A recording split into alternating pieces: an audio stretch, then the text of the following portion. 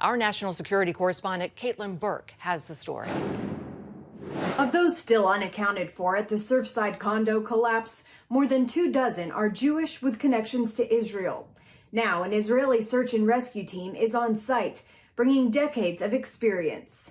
We came because people are here, lost their families, lost their relatives, lost their loved ones, and we are here as we are already doing in the last 35 years all over the world.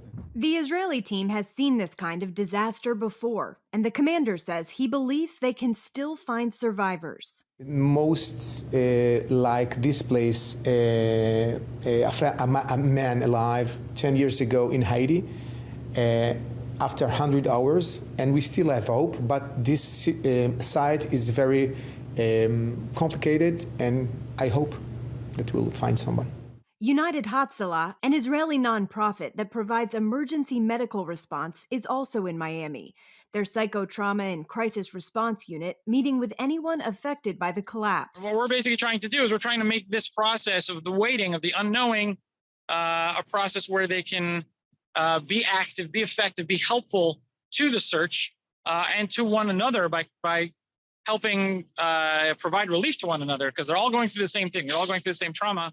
Firefighters, who also make up elite federal search and rescue teams out of Miami, were some of the first to respond. Just when we first arrived and what we saw, the horrific, catastrophic type of collapse. Miami-Dade Fire Rescue, we were able during that time frame to remove 37 individuals. 37 individuals. And we continue searching. The Florida task force is now helping search through the rubble, looking for pockets of air or voids where survivors could be trapped. Governor Ron DeSantis says teams are working under grueling conditions, all with the goal of bringing victims home.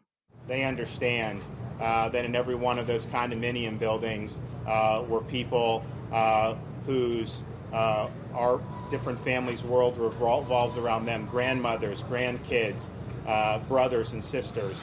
And I just thank them for all their efforts, and I thank them for leaving no stone unturned. And the families, we're going to be there for the long haul on this.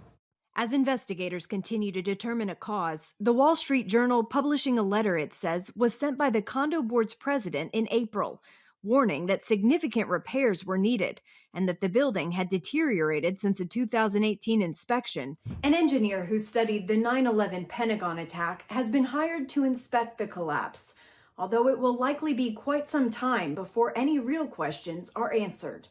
Caitlin Burke, CBN News.